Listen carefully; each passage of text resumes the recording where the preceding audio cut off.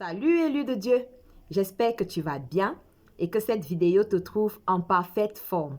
Alors aujourd'hui, nous allons donner quelques raisons pour lesquelles Dieu reste silencieux. Dieu t'a peut-être révélé ton appel ou tu es en train d'adresser une prière à Dieu depuis des années. Dieu reste silencieux, il ne parle pas, tu n'entends rien, il ne te dit rien. Et tu te poses les questions, mais pourquoi est-ce que Dieu reste silencieux? Est-ce que j'ai fait quelque chose de mal? Qu'est-ce qui se passe? Mais voilà, je vais te donner 3 raisons pour lesquelles Dieu reste silencieux. Alors, la première raison, c'est simplement que Dieu a besoin que tu te prépares.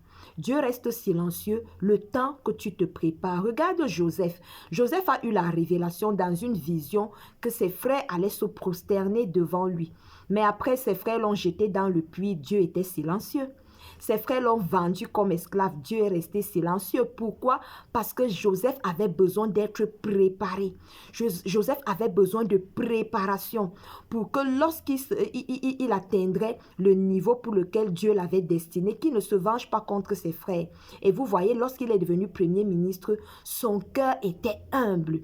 Il ne s'est pas vengé contre ses frères. Il ne s'est pas vengé contre la femme de Potiphar. Parce qu'il y a eu ce temps de préparation-là où Dieu ne lui parlait pas, où il n'avait pas d'autres rêves concernant sa destinée, mais où il savait que l'Éternel était avec lui et il est resté fidèle au principe de Dieu. La deuxième raison pour laquelle Dieu reste silencieux, c'est qu'il a besoin de préparer les personnes avec lesquelles tu vas travailler. Même si tu as un grand ministère comme celui de Jésus-Christ, tu as besoin des aides de destinée. Tu as besoin des personnes qui vont cheminer avec toi. Parlant justement de Jésus-Christ, il a fallu que Dieu prépare également Jean le Baptiste qui devait le baptiser. Vu que lorsque Jésus-Christ est né, il a fait 30 ans. Dieu ne lui parlait pas. Il n'est mentionné nulle part dans la Bible que Dieu lui a parlé. Dieu lui a dit si.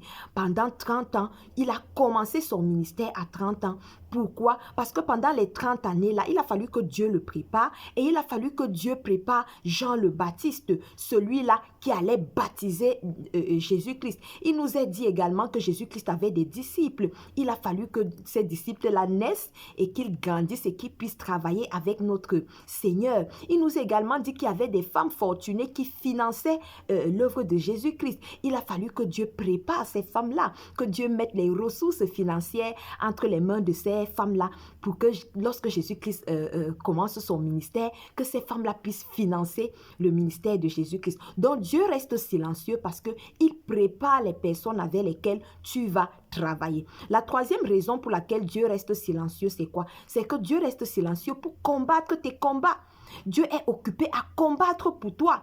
L'ennemi a vu ta destinée. L'ennemi sait quel appel tu as reçu. Et il veut te bloquer. Il veut absolument te tuer pour t'empêcher d'entrer dans ta destinée. Voilà que Hérode a été au courant qu'un roi est né. Il a ordonné qu'on tue tous les enfants de 0 à 2 ans.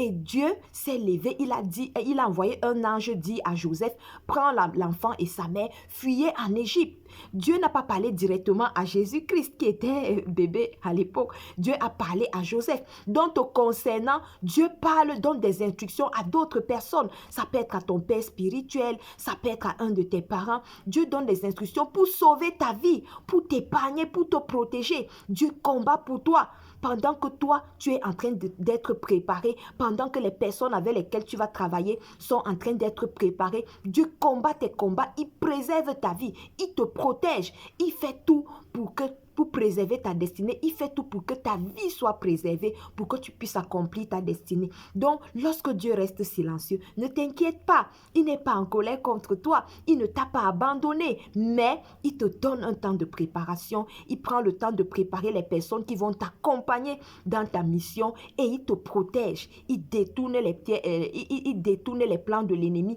il détruit les plans de l'ennemi, il détruit les pièges de l'ennemi sur ton chemin pour que tu puisses être préservé et accomplir ta destinée. Shalom.